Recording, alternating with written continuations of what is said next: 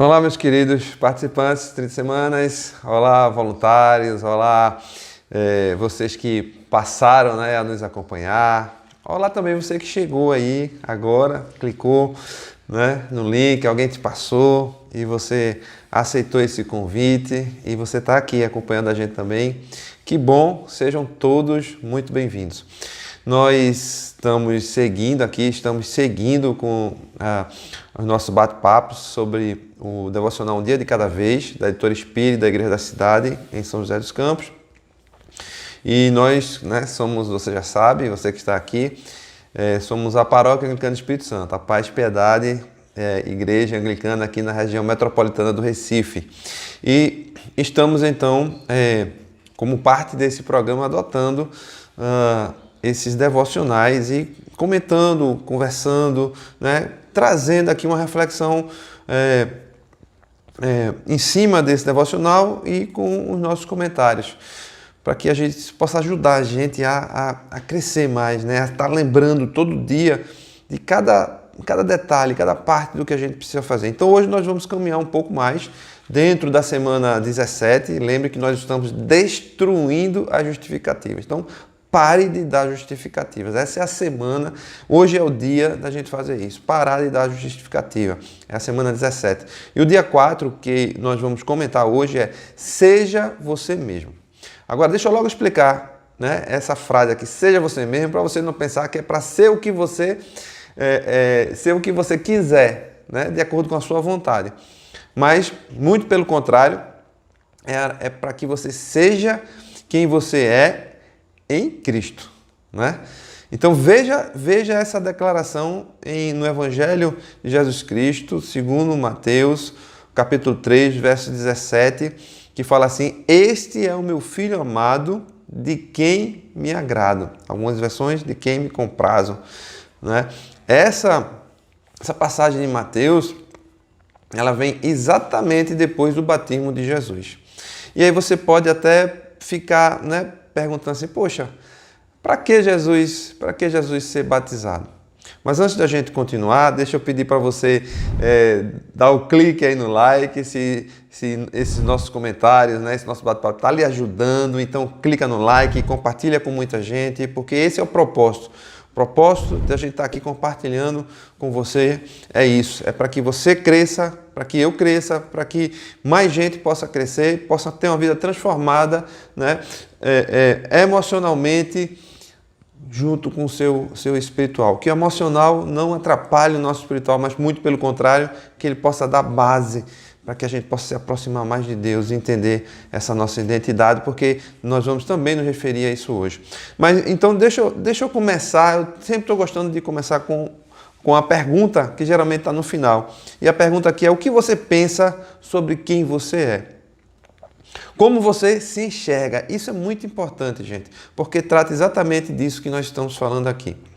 Porque você pode perguntar, como eu estava falando, por que Jesus ser batizado? Se ele era o próprio Deus. Ora, nessa fase encarnada, Jesus era o próprio Deus, 100% homem, 100% Deus e 100% homem.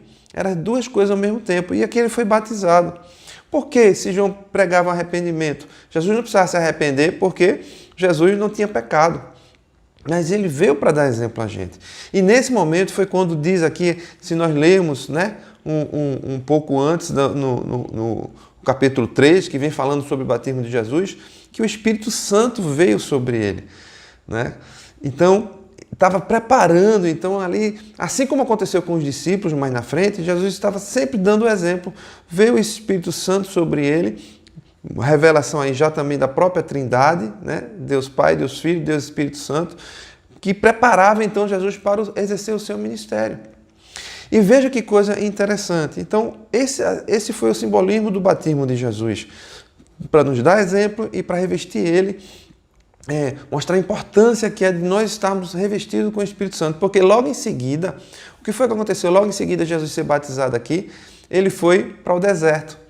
E diz, logo no comecinho do capítulo 4, que o Espírito, ele foi levado ao deserto pelo Espírito. para ser tentado pelo diabo. Veja bem isso. Ele foi levado pelo Espírito para o deserto para ser tentado pelo diabo.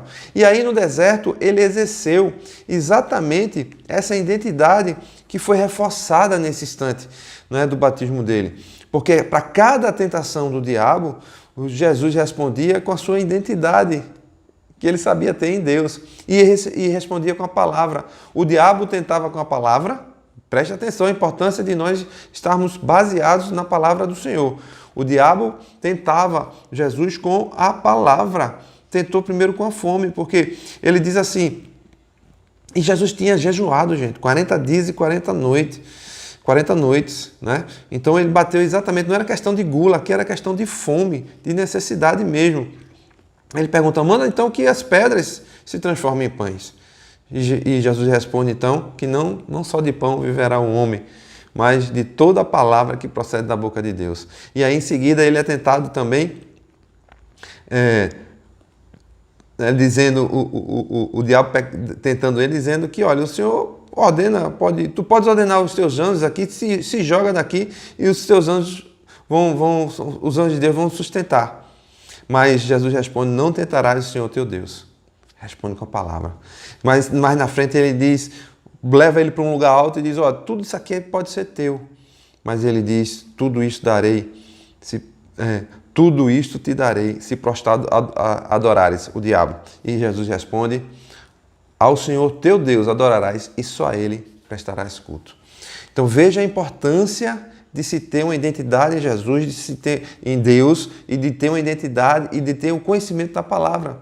O diabo conhece a palavra, mas nós podemos e devemos ter acesso a ela e nós devemos responder a ele com o que está na palavra, porque a palavra de Deus não é homem para quem minta. Então a palavra de Deus não pode se contradizer. Se alguém vem, ainda que seja o Satanás, o coisa ruim, um enxofrento, falar no seu pé do ouvido, se você tem a palavra, dizer sai daqui, porque a palavra não está dizendo isso não. A palavra está dizendo, vamos complementar, ela está dizendo mais isso aqui, assim como Jesus fez. Então, essa é a importância de ter identidade. Veja o exemplo de Jacó. Se você for, e aí você deve ir, né?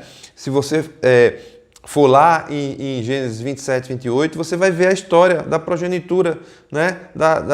De Jacó e a questão dele com Esaú e com Isaac, o pai. O que aconteceu, aí nós precisamos lembrar isso aqui, porque aqui aparece o quê? Jacó requisitando as bênçãos proféticas, porque veja a importância da declaração profética que foi para Jesus, aqui ter Deus dizendo naquele momento, você é o meu filho amado. Essa é uma declaração profética muito forte, que aliás, vamos fazer uma coisa aqui agora, declare aí no seu coração, pode ser com sua boca também, eu sou um filho amado de Deus, eu sou uma filha amada de Deus. É importante você declarar isso e viver isso. Porque Jacó foi em busca dessa bênção.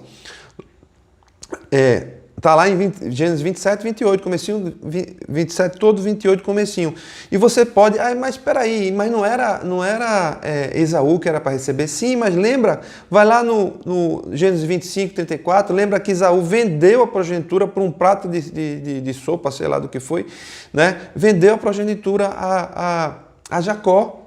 E agora Jacó veio requisitar isso, porque a mãe, olha as mães com super proteção, né, e as preferências, Isaac preferindo Esaú, Rebeca preferindo Jacó, e a mãe ouviu a conversa com o pai e diz, vai lá, corre, te passa aí por Esaú e pega a tua bênção, porque ele vai abençoar Esaú.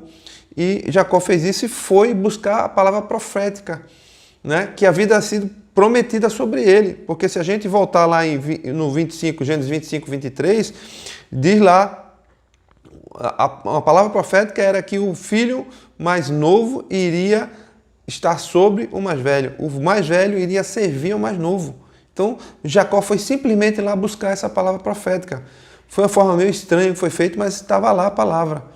Então, o que é que você pensa sobre você? Como você se enxerga? Você tem entendido essa filiação, a importância dessa filiação, você tem entendido que a deformação dessa filiação, seja por algo que lhe foi dito, algo que você viveu, algo que trouxe a você vários tipos de bloqueio, vários tipos de consequências na sua vida, que nós insistimos, não estamos negando isso, mas que essa deformação da identidade no Senhor, e agora você teve problema com alguém, com seu pai, com seu tio, com sua avó, alguém que tinha uma figura paterna, uma figura de liderança sobre sua vida, e você agora também se afastou de Deus, porque você está tirando a sua relação de paternidade terrena, né, com a possível deformação da paternidade eterna, que isso é impossível, porque Deus é perfeito. Essa deformação, então, é o problema, e a solução é a filiação. A solução é você aceitar a sua filiação, entender que assim é, e Deus é perfeito, e Ele quer você junto dele, como filho. E aí você então cria a sua identidade, e aí então você obedece. Porque a nossa obediência revela a nossa identidade. Só obedece ao Senhor quem tem a consciência, que vive a sua identidade como filho dele. Caso contrário, você vai fazer um esforço muito grande. Você vai tentar, mas você não vai conseguir. Mas na hora que você receber do Senhor e viver essa identidade, você então vai obedecer o Senhor. Então nós queremos orar em cima dessa palavra, Senhor, para que haja entendimento. Haja entendimento, Pai, que o Senhor é o nosso Pai, Deus. Que o Senhor, nós fomos colocados, Senhor, ganhos por Jesus na cruz, quando Ele venceu a morte, venceu o pecado, colocou o pecado de todos nós sobre Ele e nos trouxe essa possibilidade. Então nós queremos exercer, Senhor, a nossa filiação no Senhor. Nos ajuda, em nome de Jesus, a exercer isso e nos livrar de toda deformação. Amém, meus amados. Até amanhã nos encontraremos, se assim Deus permitir. Até lá.